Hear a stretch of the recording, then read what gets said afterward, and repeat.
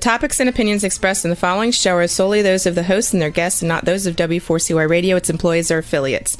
We make no recommendations or endorsements for radio show programs, services, or products mentioned on air or on our web. No liability, explicit or implied, shall be extended to W4CY Radio or its employees or affiliates. Any questions or comments should be directed to those show hosts. Thank you for choosing W4CY Radio.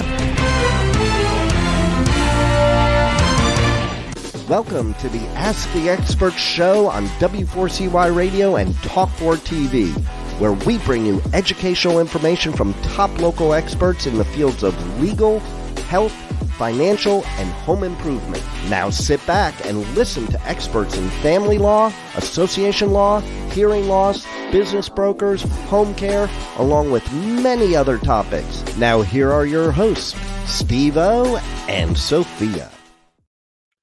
Good afternoon, Orlando. Thank you for joining us today. We have a great show for you. This is the last Thursday of the month, so that means K. Bender Rimbaum. This is our Community Association show. It is our biggest show out of 50 shows we do each month. We appreciate your participation, and we have this attorney is becoming my favorite expert, because I don't know, sometimes you just have this rapport with somebody, and we just have this great rapport. Board certified attorney Alan Swartzide.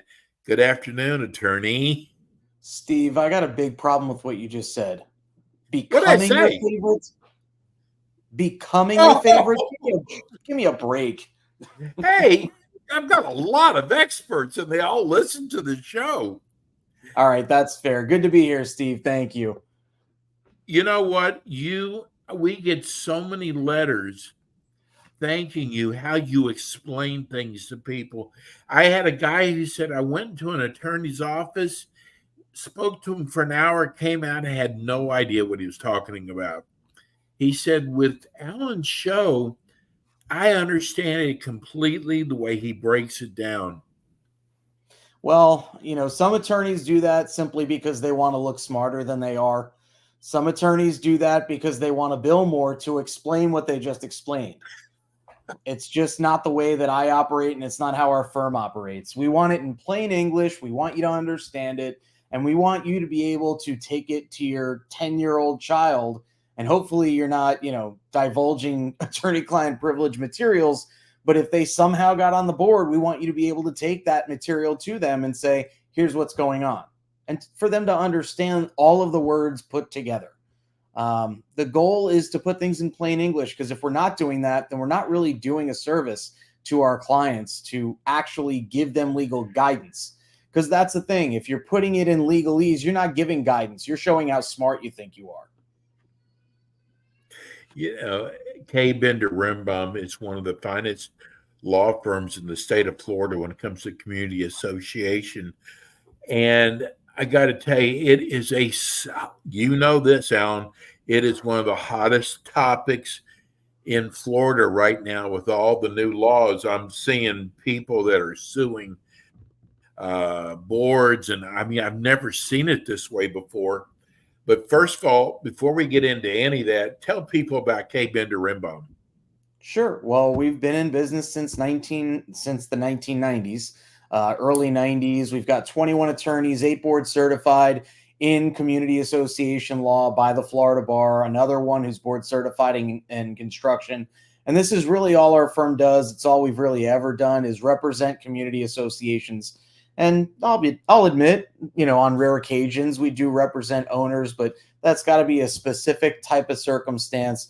99.9% of our business is just working with community associations to streamline their operations and, frankly, just make sure that they stay out of trouble to the greatest extent possible, while also actually speaking, like I said, in plain English and giving solutions that actually work instead of, no, you can't do that, which is what a lot of attorneys will do. They'll interpret the law. And to me, that's not an advisor. That's someone who can walk into a courtroom and say, Judge, they can't do this. That doesn't help you if you need to accomplish something. So we try and create, or at least provide, solutions to what our clients want to accomplish. and let them know, hey, you can't do it this way in accordance with Florida law and your documents, but you might be able to do this thing instead. And beyond that, we just try and make sure that we're the firm that will respond. I won't say faster than anyone else, because there are some people that just have nothing to do all day and they respond immediately. But I will say that within one business day, you're going to at least get an acknowledgement that you reached out to us, especially me. I manage the firm's Orlando area office. We're in Winter Springs. And you're never going to reach out to me and not at least get at 11 o'clock at night hey, I'm sorry I didn't get to this today, but I want you to know that I did get it and we are working on it. Alan, hey, Bender Rimbaum. Now, I got in trouble when I said this one time. I said that this is all you do is community association law, but Mr. K got on me about that, but 95% of what you do. But the reason I brought it up is there's so many firms that on their shingle it says, we do PI, bankruptcy, community association law. This is mainly where you concentrate at. Yeah, I mean, I agree with Robert's frustration that it is probably closer to 95 than 100% of what we do, but it's rare that we will handle things that are not affiliated with our community association clientele. And we're not, a real estate firm masquerading as a community association firm. We are really focused on this area of law, which is why almost half of our attorneys are considered specialists by the Florida Bar in this area of law. That's not just I asked the Florida Bar to say that I know what I'm talking about and they signed a piece of paper. I mean, you've mentioned it before, Steve. It's a grueling process. It's kind of like taking a specialized Florida Bar exam specific to this area of law. And so we really do focus on almost exclusively, and I will say almost, but this particular area of law so that our clients are getting the best possible service. And it's not just the firm that's going to have to look up every single statute that might come out there. The bottom line is that's why we have 3 attorneys willing and able to do a radio show once a month to answer questions that are not researched in advance. It's just, well, Steve, you let me know what the question was, I'll answer it. Someone that practices family law and says they also do association law on their website is not going to have that knowledge. Alan, it blows me away because a lot of these properties, a lot of these associations are like running a huge business, but nobody gets here's paid the thing, to do this. Steve, but here's the thing. You, and maybe you don't, I'm sure you do by now, but many people that are listening today won't realize when you're on the board, that's literally what you're doing. You're running a business. You are running a not-for-profit, sometimes for-profit, depending on how you were set up, but you're running a business, and people just don't realize that's what they're responsible for, is the proper operation and maintenance of a business that the business happens to be running a condo or HOA or co-op. So you're absolutely right. People act like that, but it's because they are running a big business. Now, it may be, a very small business and they're acting like it's a big deal, but to them, it should be a big deal. If you're volunteering for a board position, this should be one of the important things in your life, because you should care enough about the community that if you're going to step up, you really step up, instead of just saying, yeah, I'll serve on the board, and then being the person that shows up for, 1 out of every 5 meetings. Alan, do you personally think that people could find better qualified people if it was a paid position? I think you'd get a lot of people that are willing to take that pay that wouldn't serve otherwise. I would like to think you'll get more qualified people, but frankly, I think what's going to create more qualified directors is the educational requirements that the legislature came out with this year. I don't always agree with the legislature, but that's one I wholeheartedly agree with, that, you should have some kind of education on how to run a business. If, you were a farmer all your entire life and had accountants and business managers running the business side of the farm, that doesn't mean you know how to run an HOA. And you may have great organizational skills, but it doesn't mean you know that you have financials you need to file every year on behalf of your association, that there are certain things you can do that you would be able to do in other areas of business that would get you in trouble if you were living in an HOA. So, I think it's more the educational requirements. Yeah, maybe dollars would help. It might get people to come on board, so to speak, but you've already got qualified managers who are being compensated for doing the managing. So, it's the self-managed communities that have no one on the board that's ever run a business in their entire life that scare the heck out of me. But most of the other ones, they either have a manager who hopefully knows what they're doing, or you've got someone on the board that's at least been involved in business and understands the risks involved, and most importantly, understands when to ask that manager or ask the attorney or hire an engineer to find out, are we doing the right thing here? The are we doing the right thing is the question that I think really needs to be asked more than, we need someone who's being compensated. The other concern I have when it comes to compensating your directors is how much are they being paid? Because someone that's being paid 10 grand a year doesn't care that much about that job.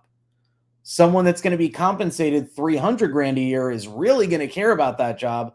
But think about what that costs each individual member of that community, because that's the thing. That's where those dollars are coming from. It's not coming from the state. It's not coming from profits. It's coming from your members. That's what assessments are, is payment for the expenses of the association. A lot of people don't understand that's why your dollars are going up every quarter, every year, because it costs more to maintain and operate your community because all your contractors are charging more. But I think that's the answer, is that unless you're going to make it where it's really worth it for that to be someone's actual job, which it already is for a manager, I don't think you can really cover enough dollars to make it worth it, where you're going to have qualified, business educated individuals doing the job.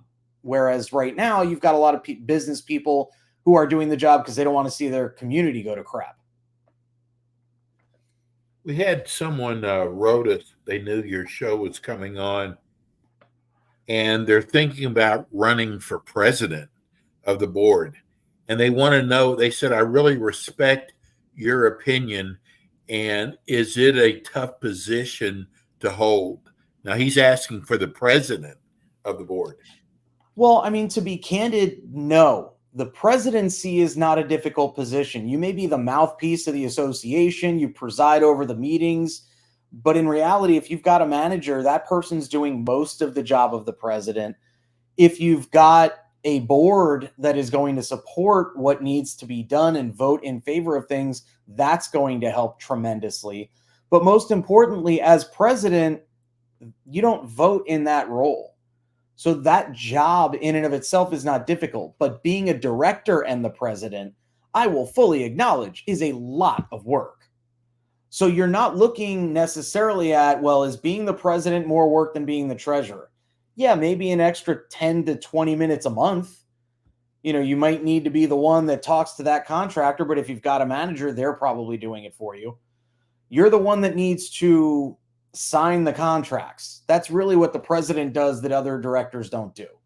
There's a couple things that a president does. It's usually going to be stated in your bylaws what that president's responsibilities are. But 99% of what a president does is actually act as a director, which is what your entire board is doing, just like you would. So when you ask, is it a difficult position? The position itself as an officer, not that tough. But the position of being a director, in and of itself, is super difficult, because like I said, you've got to be educated. You've got to understand that you're running a business, and you've got to do what's in the best interest of the association, even if it's going to hurt you personally. And that is a tough nut to crack. It's a tough one to get around for a lot of people who say, well, I don't want to do this because I'll have to pay X. Okay, but if that's what your business needs, you don't have a choice from a legal perspective. You have to do it, unless you can find a way that you can accomplish the same safety goals in a different way. We're starting to get a lot of questions about back-end parking, Alan. and they do not want their residents to do back-end parking, does that take a vote? Does it have to be entered into the docs? No, that can be just a board vote usually. It's just a rule. It's not going to be something that needs to be a covenant of your community. Usually, the reason that communities are doing that is to make sure that the people parking there are actually authorized to do so. So, what you're doing is checking the driver's license of each vehicle that's parked in the community to make sure that it's actually a vehicle that should be parked there.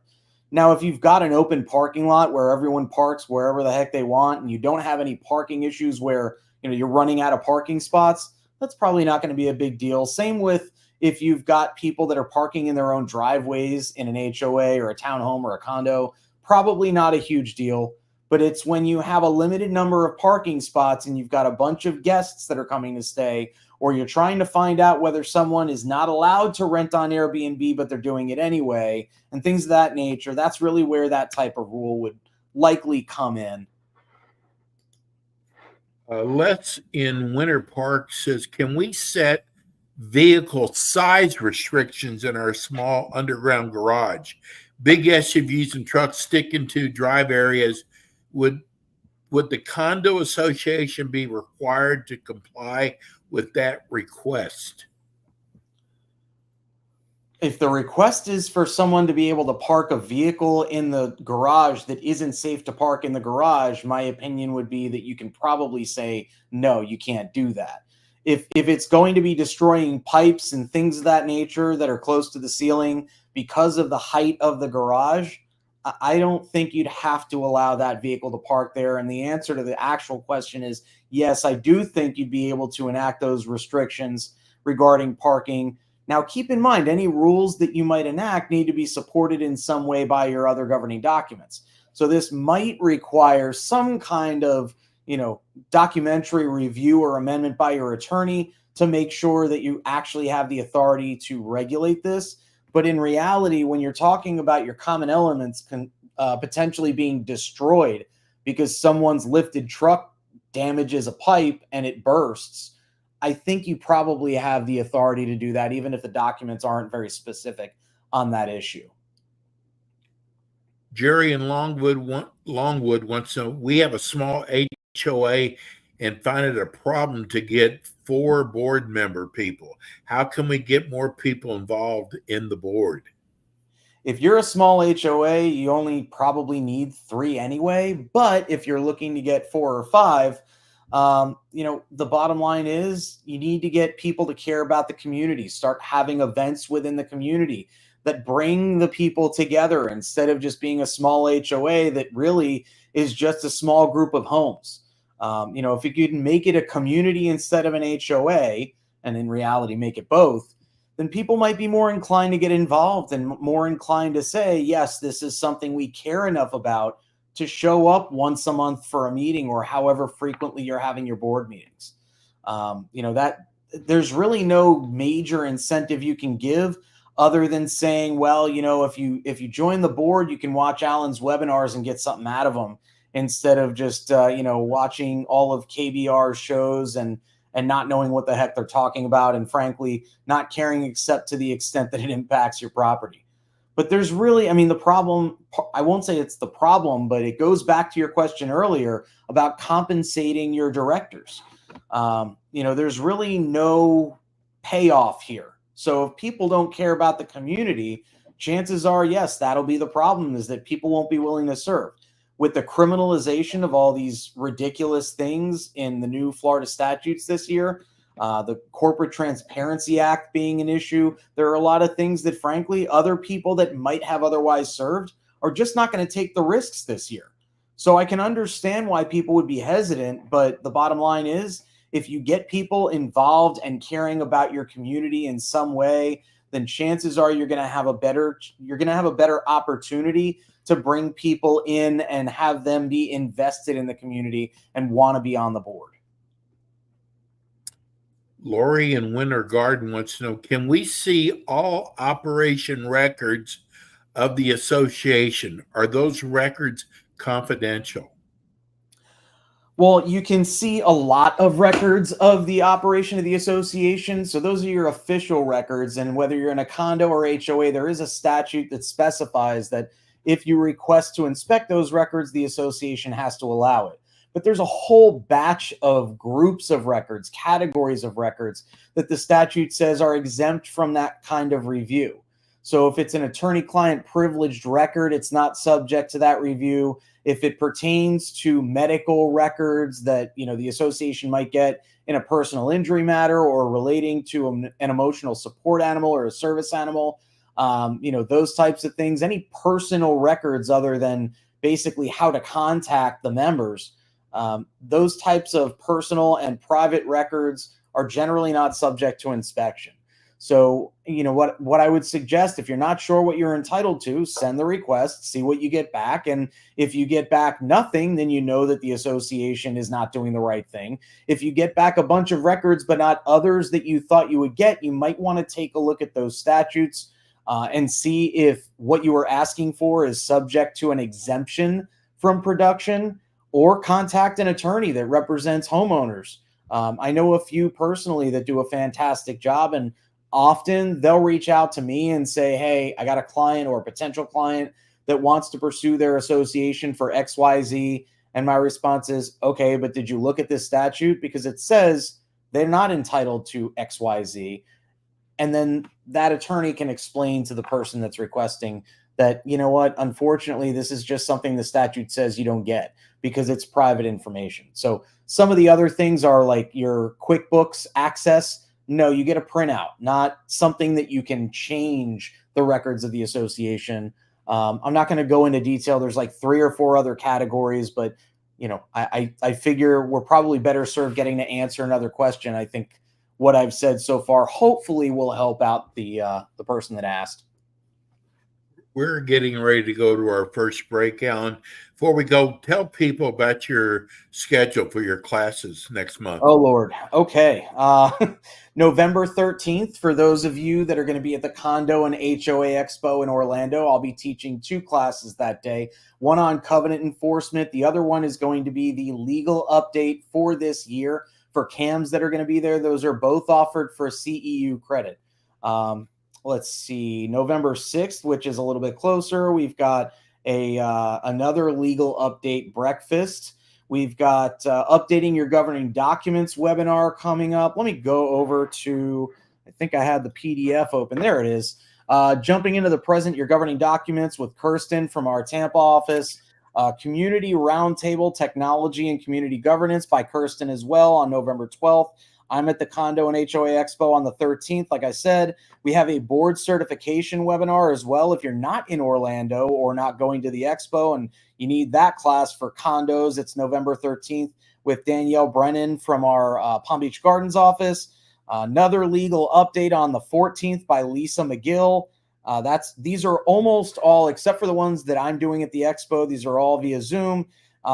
Elections for condos, co-ops, and HOAs on the 15th by Kirsten as well. This is a luncheon in Venice.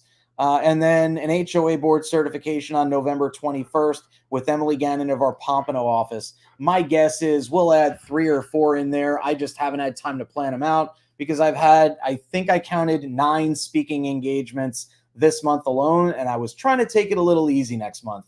But right now we only have 1 day plus the radio show. So we're going to take it a little easy. Great. Thank you. Let's go to break. And we come back. We have more with Alan Swartzide. K. Bender Rimbaum. We'll be right back.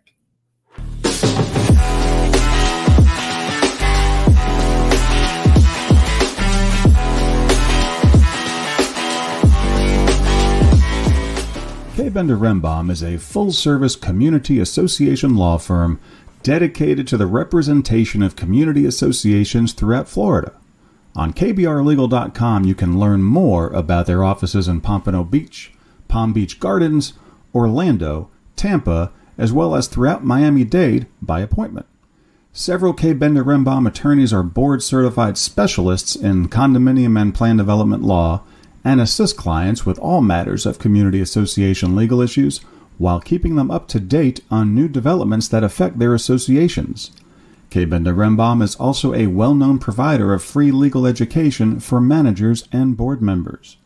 Contact K. Bender Rembaum today by calling 800-974-0680. That's 800-974-0680 to reach any of their locations. You can also visit them online at kbrlegal.com or write to them at info@kbrlegal.com.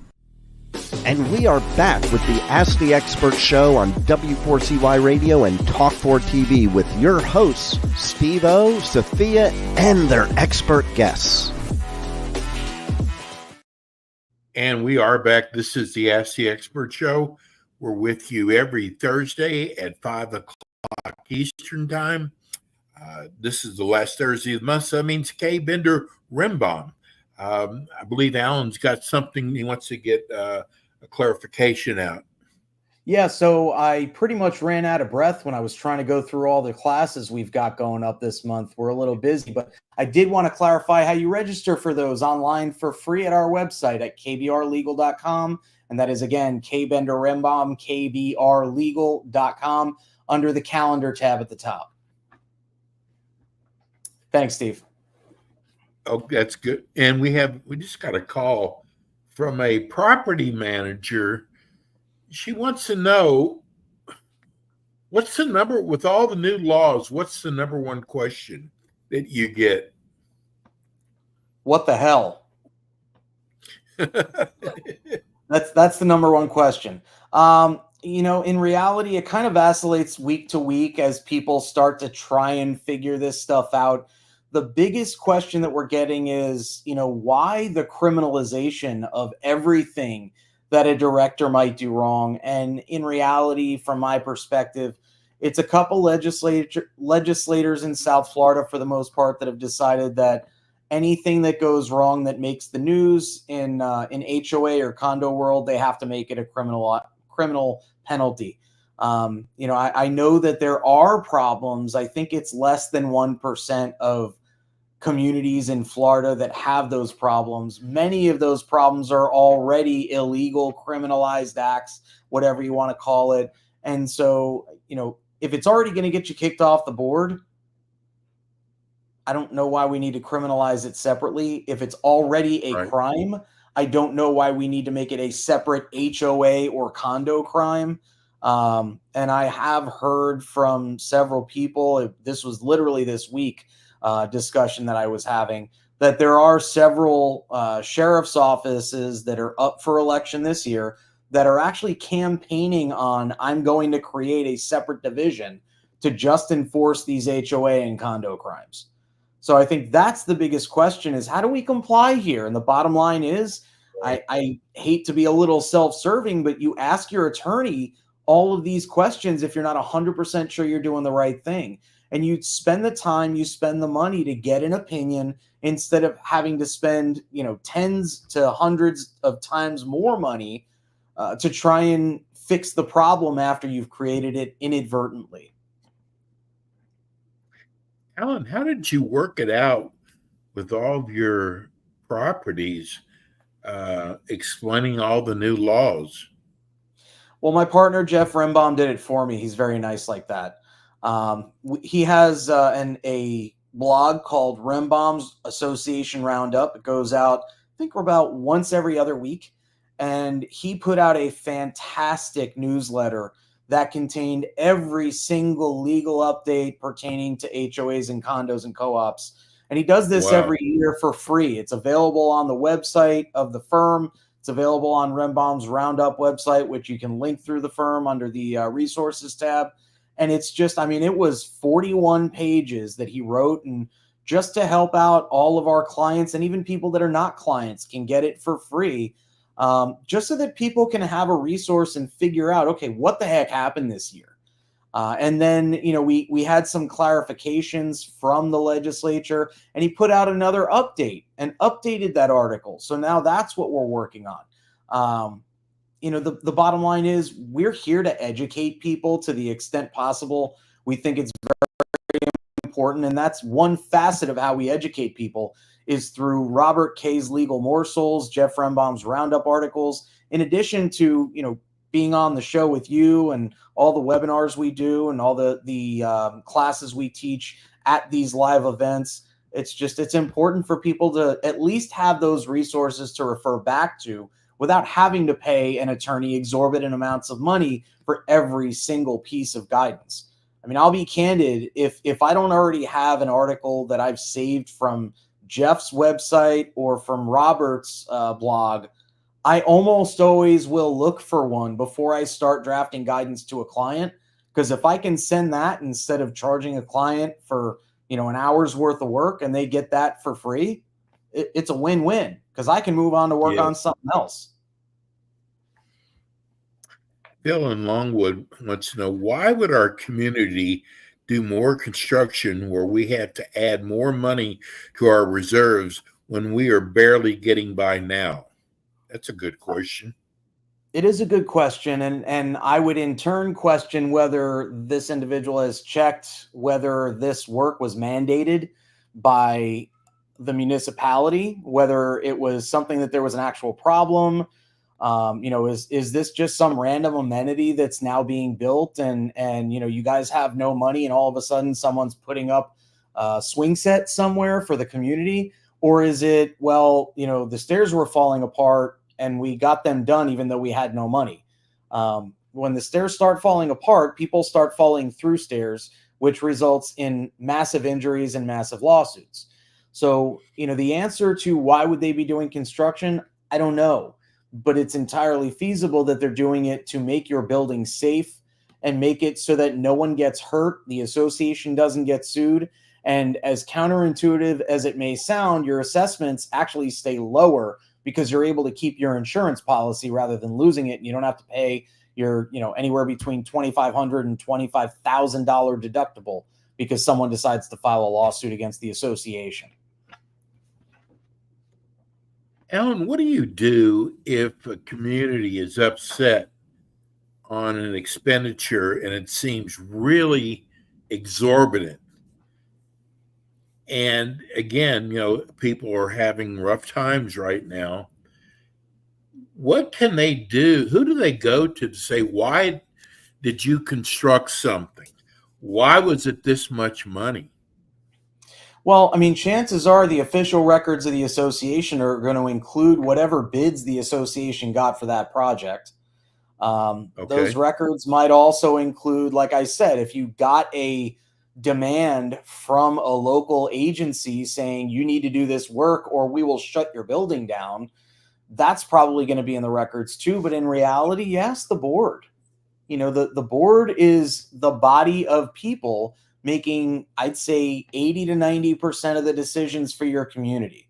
So if you're not sure why this was being done, if you've got a manager, send an email to the manager or make a phone call. And, I understand people and associations don't have extra money right now. And the legislature is not really making that any better, especially in certain condos that have to have a lot of studies done and then do the work and put the reserves in, et cetera. But the bottom line is you got to know what work was actually done and whether it was necessary or proper before you go around saying it was an exorbitant amount of money when it may be that there's only one vendor in the entire area that does it and that's what they charge. It may be that there were 8 different bids or even 3 different bids the association got, and this was the lowest one. Now, understand you shouldn't necessarily always go with the lowest bid. You go with the best service you're going to get. But bottom line, I can't say that was wrong without knowing what the item was and what the impetus was for the association to decide, we need to do this. And when I say the association, it sounds like it's really the board because the members may not have voted on it. But whether it was somehow required or just something the board decided to do, that's where you really get into the nitty-gritty of, was this exorbitant or was it just something that had to be done and you don't like it? And I might not like it either. She just wrote back, Alan. She said it was cosmetic. Okay, but keep in mind, think about cracks in stucco. Those look like cosmetic things you just paint over, but they're actually signs of a much bigger problem. So, yes, I understand it appears to be cosmetic. If it's truly just cosmetic, I got nothing for you, and I am sorry that you're having to go through that. But even someone that's repainting might be doing it so that they can water seal the building and repaint on top of that. It's not just, well, we're putting another coat on. So it really depends on a lot more specificity than, well, this was cosmetic. Well, how do you know? Are you in construction? I'm not. I wouldn't pretend to know whether it's cosmetic or not. I wouldn't even begin to pretend to know. And I would be willing to bet that even our board certified construction attorney wouldn't presume to know, although he'd probably have a better idea than I do. So I'm not saying you're wrong, but what I am saying is look into the real nitty-gritty details of the situation, because it may be that you weren't aware that it looked like it was just a fresh coat of paint, but it was actually 10 different things that had to be done to protect your building. Jordan in Clearwater, if an owner requested to see the documents that a public insurance adjuster submitted to the condominium's insurance company, would the condo association be required to comply with that request? Well, that depends whether the association ever got a copy of that document. From what I'm hearing, it's something that a third party sent to another third party. So the association may not even have ever gotten that. If the association did get it, then, it's going to depend on the content of what's in there. If it's something that's truly confidential, it might not be disclosed. If it's the subject of potential or ongoing litigation that, was given to the insurance carrier so that it would be sent to an attorney who's representing the association, chances are that's not going to be subject to disclosure. But if it's just some random document, yeah, it might be. That's one you'd have to speak with an attorney about your specific circumstances to know yes or no. And if you haven't already sent the records inspection request in asking for a copy of it, or at least asking to inspect and copy it, then you really don't know whether the association is going to say no. And that's something I come across frequently. It's people telling me, well, they're not giving up their records. They won't let me see the financials. I don't know what's going on. But they never actually sent a formal request. They just yelled at the board during a board meeting, you won't let me see it. You won't let me see it. Okay, but in those words, there's nowhere that you actually mentioned, can I please see it? So I'm not suggesting that that's what our writer is doing, but make sure you've actually requested to see a copy before you start threatening the association. That is really a great idea, because you hear so many people that don't take the time as you suggest, and they just fly off the wall. Yeah. Well, and that's a lot of times when I have people come to me and say, who can I talk to about this? Because I usually don't represent individuals, but I do refer them to a couple really good attorneys around here. When they come to me, my first question is, well, did you ever ask for this? And I'd say at least 20% of the time, the answer is no. Okay, well, before you reach out to the attorney that I'll recommend, I'd suggest that you actually ask for what you're looking for, not presume that the association simply won't provide it. And sometimes they come back to me and say, it's exactly what I expected. I sent the request and they ignored it. Okay, well, then here's the name of an attorney you should talk to. But a lot of the time they never come back, because all they had to do was make the actual request instead of just complaining to the association. Sal in Orlando, he is in an HOA. Okay. He said, I heard HOAs are no longer allowed to fine owners. Is this true for condos? Okay, well, that's not true for HOAs or condos. There were changes to the way that you need to fine owners in an HOA this year, but there has never been a law that says you can't fine an owner at all. There were discussions about 8-9 months ago about whether or not that was a good idea to say no more fining in an HOA, but it didn't come to fruition at all. I don't even think that there was a bill proposed on that issue. So the short answer is no, that never happened. The longer answer is there's a lot that changed in the HOA fining process this year. Now, since you're specifically asking about a condo, I will tell you literally nothing about fining in a condo changed this year. You talked about some of the new bills that you don't like. How about some of the bills you like? Well, I mean, I really do think the educational initiative that the legislature put in place this year was a good one. There were some changes where last year we had the change in HOAs saying if it's not visible from an adjacent lot or from the frontage of the property, then it's not enforceable. The legislature wisely this year added that you can also enforce if it's visible from an adjacent common area.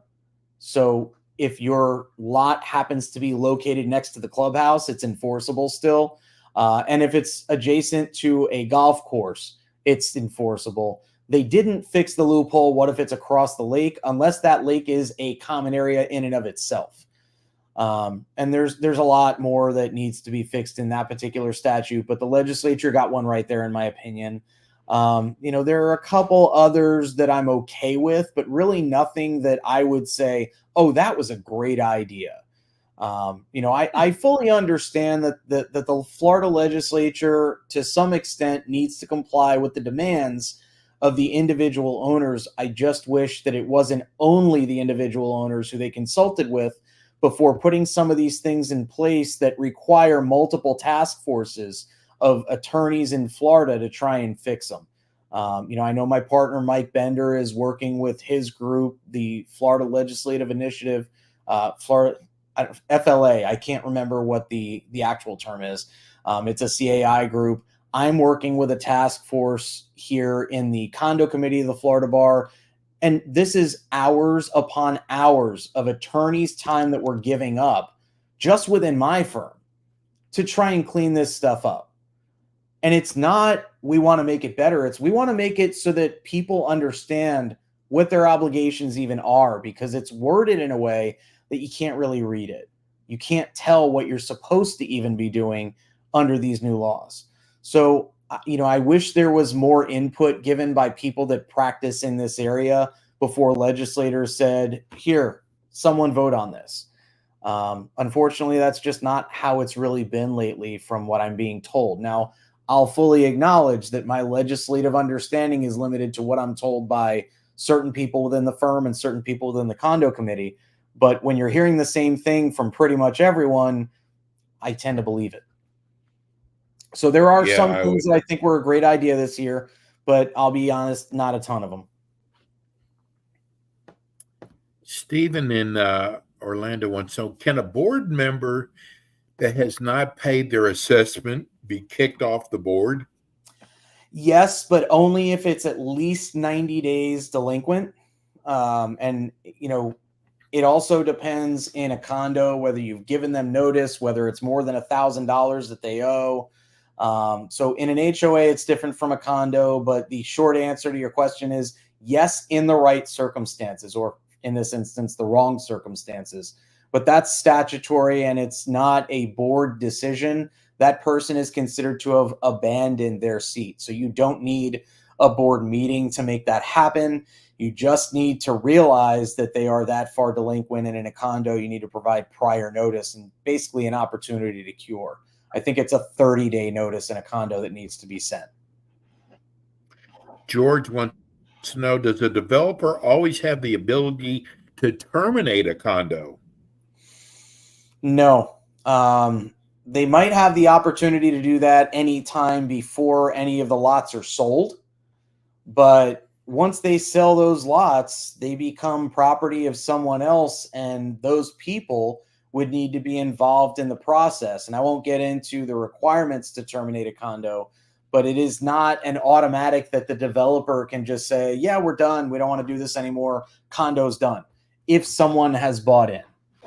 Now, if no one has bought in, then there's no one other than the developer to vote on that. So chances are, yes, they can go ahead and terminate. Sally wants to know, you might have to help me on this one. On a reserve study that is 100% funded, do the members get to vote on it?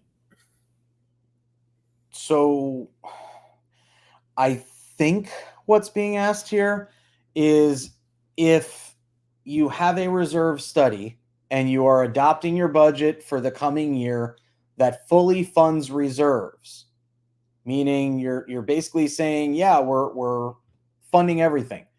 No, the members don't get to vote to fund the reserve because there's nothing to vote on. The board just puts all that into the budget and they're doing it the right way. If the members want to reduce or waive that reserve, as long as it's not certain types of reserves, that's what the members would vote on.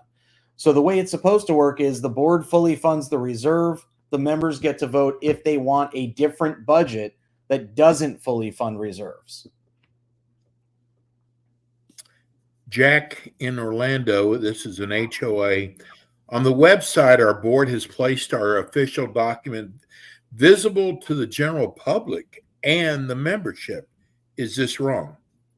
Can you repeat that?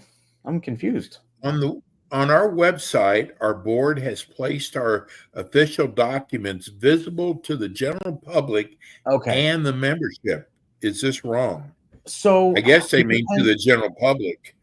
Yeah, I mean, it depends what you mean by placing your documents. What are your documents? If you're talking about the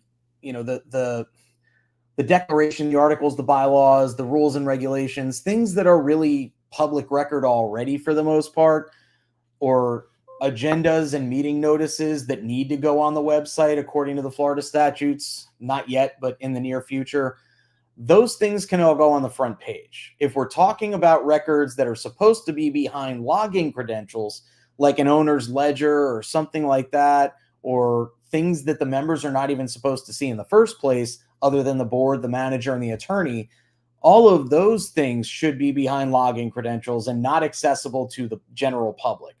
But your governing documents, your meeting notices, meeting agendas, those things are actually supposed to be on the front page. Also, information about your manager, if you have one, is supposed to be on the front page. But there are certain records that shouldn't be. It just depends what records you're talking about in particular. So what documents do you mean? Rose in Orlando, she is a property manager. Okay. And she's already had 2 condo terminations. Can you explain terminations? I already promised I wouldn't. But essentially what we're doing in a termination is doing away with the condominium regime. So we're taking it from, here is a building comprised of a bunch of different rooms and subrooms, which are the units and the rooms within the units, and we're making those separate pieces of real property. What a termination does is makes it all one piece of real property. Everyone that was an owner in the condo gets paid out. It's supposed to be fair market value. And now that this condo is terminated, you usually will either knock it down and do something else with the land, or you turn it into an apartment complex or create a new condo on it. So basically what you're taking is, what you're doing is saying, this is no longer John Smith Condo. John Smith Condo doesn't exist anymore. Not only is the corporation shut down, but the entire operation is shut down. If the people that lived there before want to continue renting, they can pay the current market price that we're charging for it. If people don't want to sell out, then they can try and block that termination. And what's required as to the specific vote for that termination is really going to be an issue for your attorney to take a look at, because there's a lot that goes into that analysis. It's extremely detailed, but not extremely complicated, if that makes sense. Well, that's perfect. That's a great place to end today. Another great job, Alan. God, the month goes by so fast. You'll be back with us again next month. Tell people how they can reach K. Bender Rimbaum. All right. Well, the easiest way to reach me is via email. My email address has been up on the screen all day, but for those that are listening separate from watching, it's AS, meaning my initials, Alan Schwartzide, at kbrlegal.com. And if you want to call our office, it's 1-800-974-0680. If you're happy with your attorney, stick with them. But if you're not happy with them or you don't have one, feel free to reach out. We do practice statewide. Beautiful. Alan, have a wonderful Thanksgiving. Thank you. I'll see you soon. All right. Thank you, everybody. That's board certified attorney Alan Schwartzide, K. Bender Rimbaum. That's it for us today. We'll be back again with you next week with more Ask the Experts. Thanks for tuning in today to the Ask the Expert show on W4CY Radio and Talk4 TV. Tune in next week and every week to hear more from our experts on personal injury, insurance, air condition repairs, estate planning, Medicare, and many other topics in the areas of legal, health, financial, and home improvement. See you next week.